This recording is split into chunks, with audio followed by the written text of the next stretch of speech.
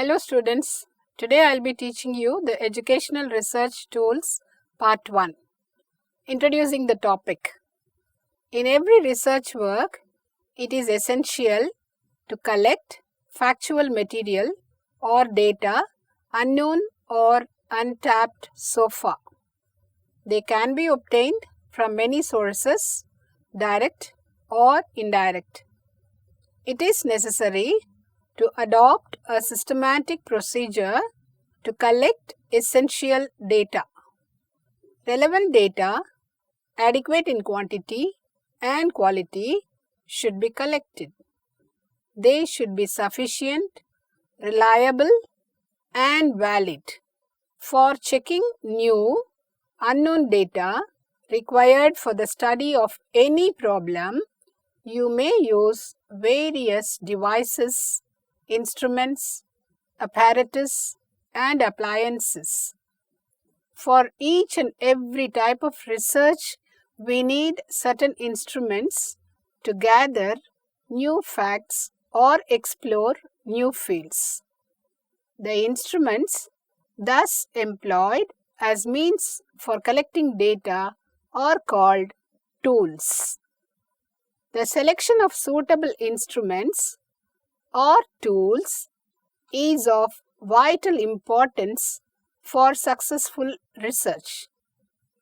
Different tools are suitable for collecting various kinds of information for various purposes. The research worker may use one or more of the tools in combination for his purpose. Research students should therefore familiarize themselves with the varieties of tools with their nature, merits, and limitations. They should also know how to construct and use them effectively. The systematic way and procedure by which a complex or scientific task is accomplished is known as the technique. Steps of preparing a research tool.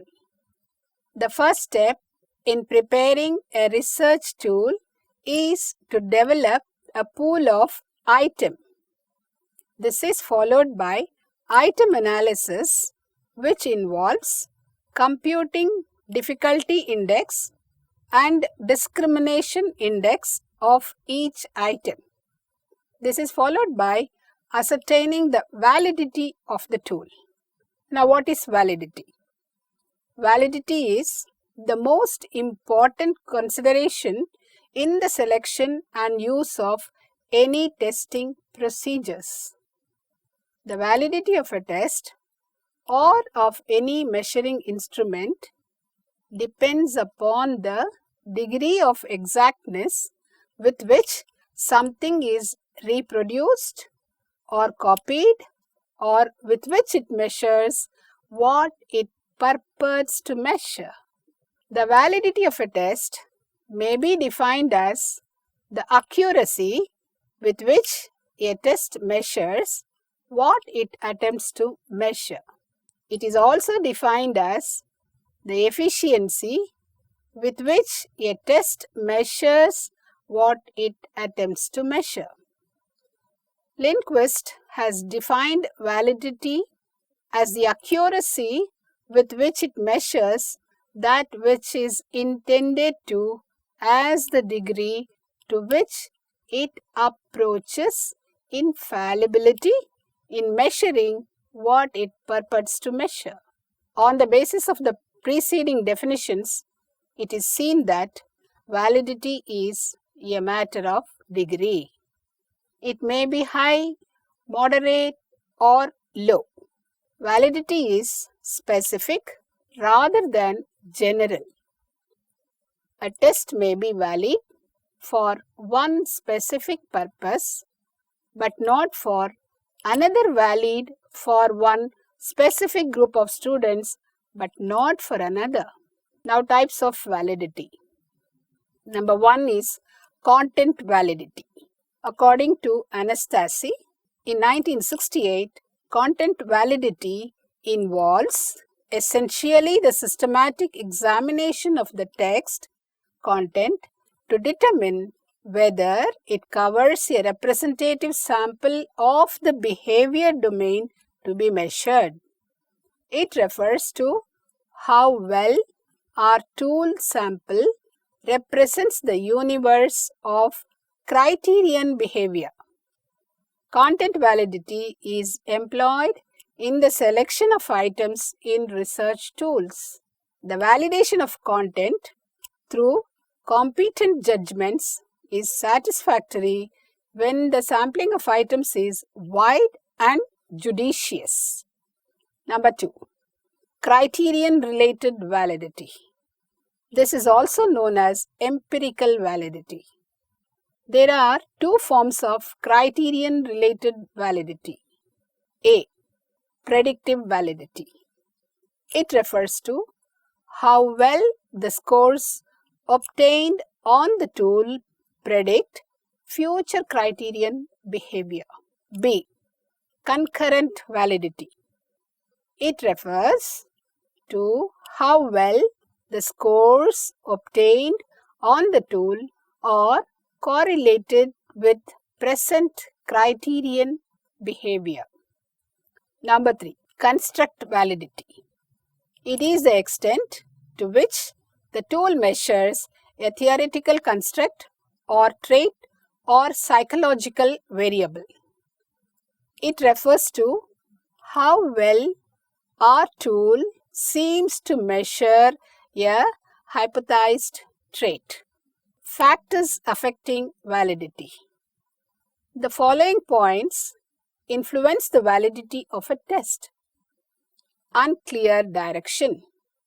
To start with, if directions do not clearly indicate to the respondent how to respond to tool items, the validity of tool is reduced. Number 2 is vocabulary. If the vocabulary of the respondent is poor, then he or she fails to respond to the tool item even if he or she knows the answer. It becomes a reading comprehension text for him or her, and the validity decreases. Number 3. Difficulty in sentence construction. If a sentence is so constructed as to be difficult to understand, respondents would be confused, which will again affect the validity of the tool. Number 4. Poorly constructed test items. These reduce the validity of a test considerably. Number 5. Use of inappropriate items. The use of inappropriate items lowers the validity. Number 6. Difficulty level of items. In an achievement test, too easy or too difficult test items would not discriminate among students. Thereby, the validity of a test is lowered. Number 7. Influence of extraneous factors.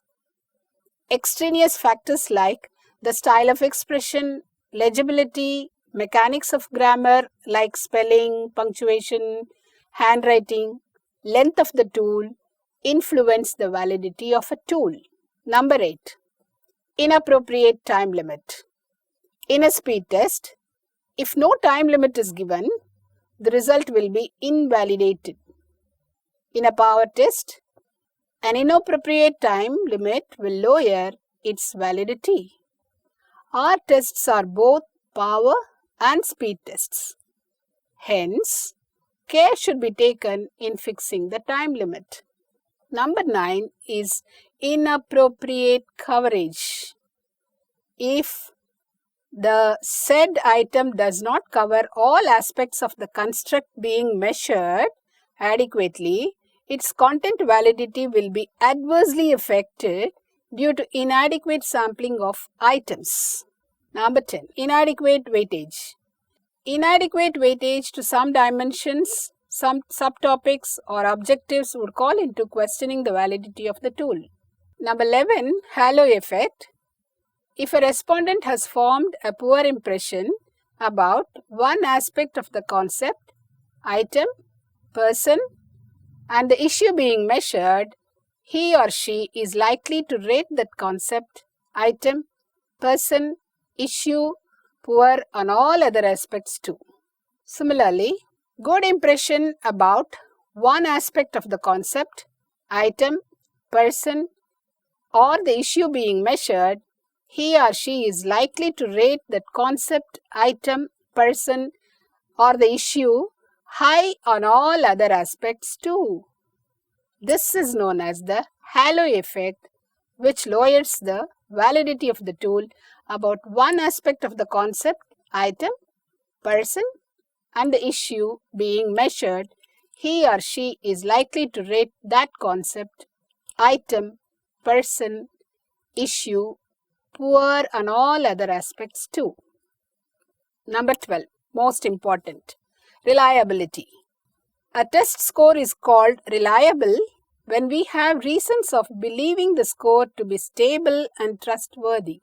If we measure a student's level of achievement, we hope that his score would be similar under different administrators using different scores with similar but not identical items or during a different time of the day.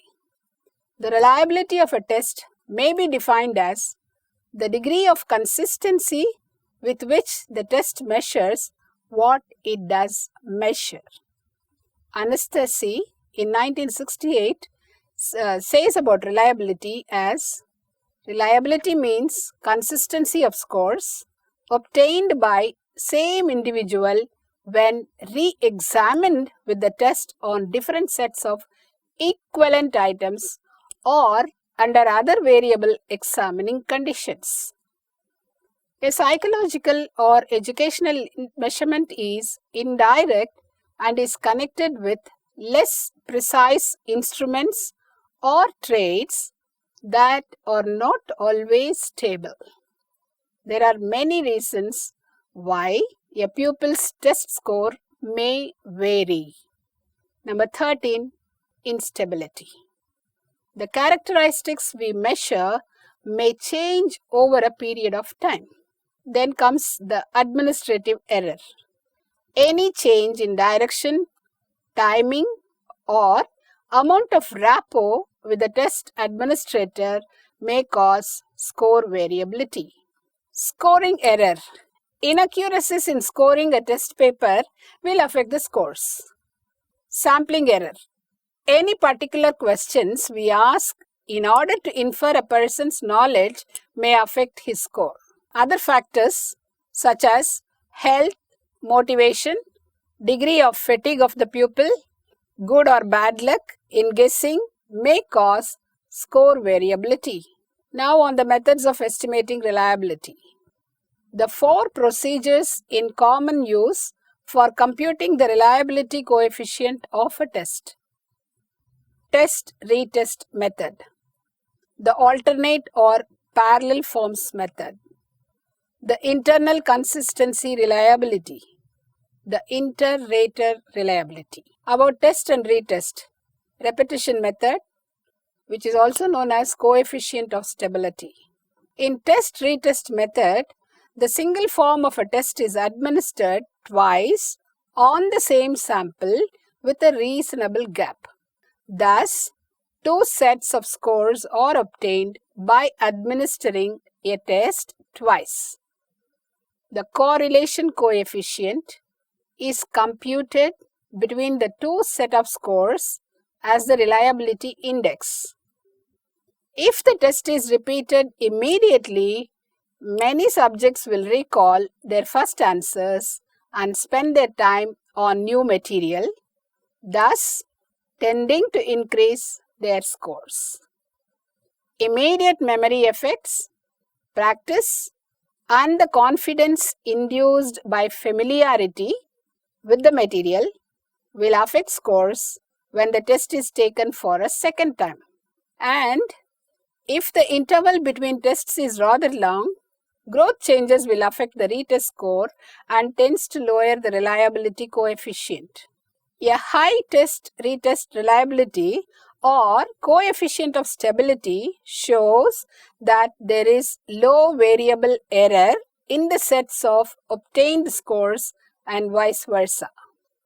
The error variance contributes inversely to the coefficient of stability. Alternate or parallel forms method, also known as coefficient of equivalence reliability. When alternative or parallel forms of a test can be developed, the correlation between form A and form B may be taken as a reliability index. The reliability index depends upon the alikeness of two forms of the test. When the two forms are virtually alike, reliability is too high. When they are not sufficient alike, reliability will be too low. The two forms of the test are administered on same sample of subjects on the same day after a considerable gap. Pearson's method of correlation is used for calculating the correlation between the sets of scores obtained by administering the two forms of the test. The coefficient of correlation is termed as coefficient of equivalence. The split half method, the coefficient of stability and equivalence. The test is administered once on same sample of subjects. Each individual scope is obtained in two parts, odd numbers and even numbers. The scoring is done separately of these two parts, even numbers and odd numbers of items. The coefficient of correlation is calculated of two halves of scores. The coefficient of correlation indicates the reliability of half test. The self-correlation coefficient of whole test is then estimated by using Spearman-Brown prophecy formula. The method of rational equivalence, known as coefficient of internal consistency. The method of rational equivalence stresses the intercorrelations of items in the test and the correlations of the items with the test as a whole. The assumption is that all items have the same or equal difficulty value, but not necessarily the same persons solve each item correctly. Now, factors influencing reliability, let us see. Interval. With any method involving two setting testing occasions, the longer the interval of time between two administrations, the lower the coefficient will tend to be. The test length. Adding equivalent items makes a test more reliable, while deleting them makes it less reliable. A longer test will provide a more adequate sample of the behavior being measured, and the scores are apt to be less influenced by chance factors. Lengthening of a test by a number of practical considerations like time, fatigue, boredom, limited stock of good items. Now, inappropriate time limit. A test is considered to be a pure speed test if everyone who reaches an item gets it right, but no one has the time to finish all the items. A power test is one in which everyone has time to try all the items, but because of the difficulty level, no one obtains a perfect score. Group homogeneity. Other things being equal, the more heterogeneous the group, the higher the reliability. The test is more reliable when applied to a group of pupils with a wide range of ability than one with a narrow range of ability. Difficulty of the items. Tests in which there is little variability among the scores gives lower reliability estimates than tests in which the variability is high. Too difficult or too easy tests for a group will tend to be less reliable because the differences among the pupils in such tests are narrow. Now, on objectivity of scoring, the more subjectively a measure is scored, the lower its reliability will be. Objective type tests are more reliable than subjective and essay type tests. Ambiguous wording of items. When the questions are interpreted in different ways at different times by the same pupils, the test becomes less reliable. Inconsistency in test administration, such as deviations in timing, procedure, instructions, fluctuations in interests and attentions of the pupils, shifts in emotional attitude, make a test less reliable. Optional questions. If optional questions are given, the same pupils may not attempt the same items on a second administration. Thereby, the reliability of the test is reduced. Now, let's look at item analysis. Item analysis begins after the test is over. The responses of the examinees are to be analyzed to check the effectiveness of the test items. The teacher must come to some judgments regarding the difficulty level, discriminating power, and content validity of items. Only those items which are effective are to be retained, while those which are not should either be discarded or improved. This is known as the process of item analysis. A test should be neither too easy nor too difficult, and each item should discriminate validity among the high and low achieving students.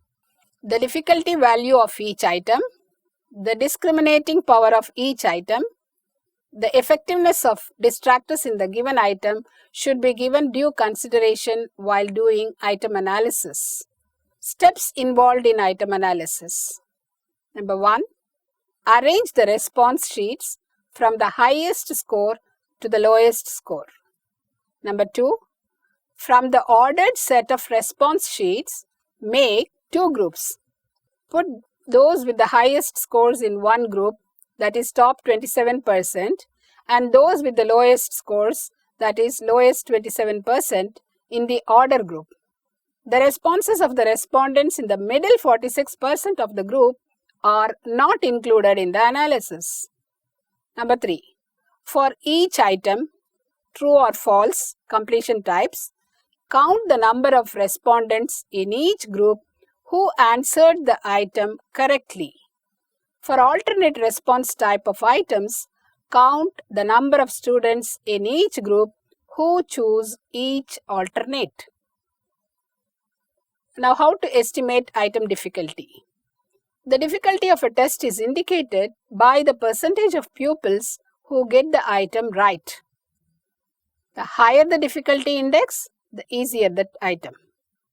If an item is too difficult, it cannot discriminate at all and adds nothing to test the reliability or the validity. An item having 0% or 100% difficulty index has no discriminating value. Half of the items may have difficulty indices between 25% and 75%. 1/4 of the items should have a difficulty index greater than 0.75 and 1/4 of the items should have a difficulty index less than 0.25. Estimating discrimination index. The discriminating power of a tool item refers to the degree to which it discriminates between the bright and the dull pupils in a group. An estimate of an item's discriminating power can be obtained by the formula discriminating power is equal to RU minus RL divided by capital N. And RU refers to the number of correct responses from upper group. RL refers to the number of correct responses from lower group. And the capital N talks about total number of pupils who attempted the item. If all the respondents from the upper and lower group answer an item correctly, or if all fail to answer it correctly, the item has no validity, since in neither case does the item separate the good from the poor respondents in the sample. The item has a high discrimination power if the number of high scorers is greater in the upper group as compared to the number of high scorers in the lower group. Items having zero or negative validity need to be discarded. The higher the discrimination index, the better the item. Thus, the results of item analysis help one judge the worth or quality of a tool and also help in revising the tool item. Now let's look at standardization of the tool. How to standardize a tool? A tool is said to be standardized if it is constructed according to some well-defined procedure, administered according to definite instructions, scored according to a definite plan, that it provides a statement of norms. A tool is standardized in respect of content, method of administration, method of scoring, and setting up of norms. Thus, standardization is a process for refining a measuring instrument through scientific procedures. Now, what are the steps in the scientific procedures? The steps are as follows.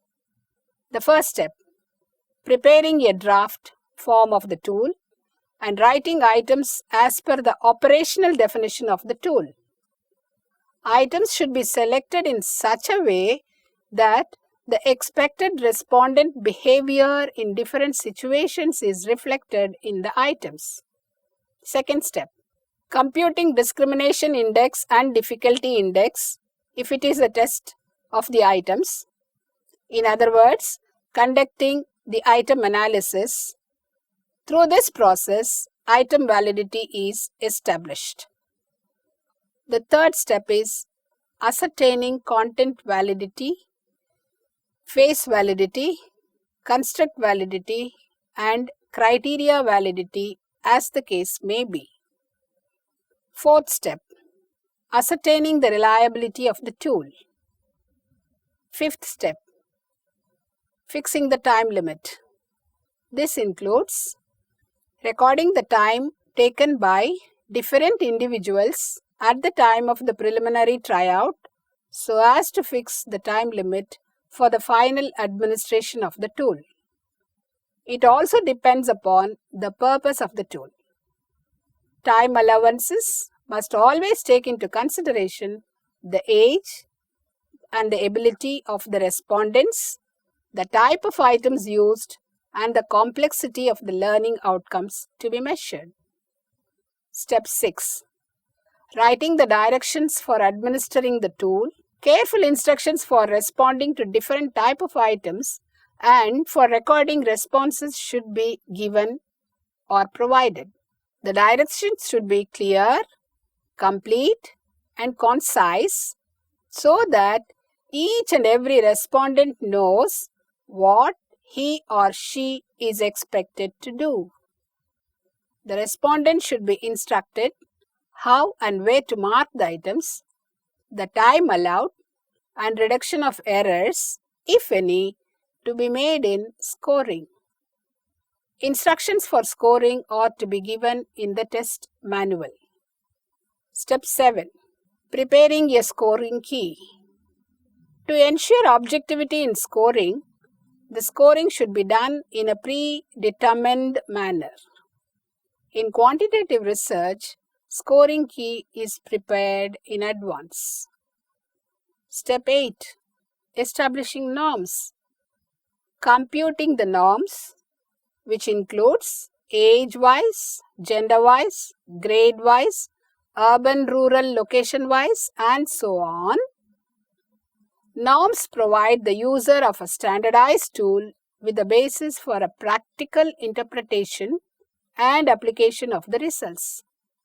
A respondent score can be interpreted only by comparing it with the scores obtained by similar respondents. In the process of standardization, the tool must be administered to a large representative sample for whom it is designed. Before we conclude, here is a summary of what we have learned so far on research tools. To conclude, every tool should be accompanied by the tool manual. The purpose of the manual is to explain what the tool is supposed to measure, how it was constructed, how it should be administered and scored, and how the results should be interpreted and used. It should also explain the nature of the sample selected, the number of cases in the sample, and the procedure of obtaining the norms. The manual should display the weaknesses as well as the strengths of the tool and should provide examples of ways in which the tool can be used as well as warnings concerning limitations and possible misuse of the results.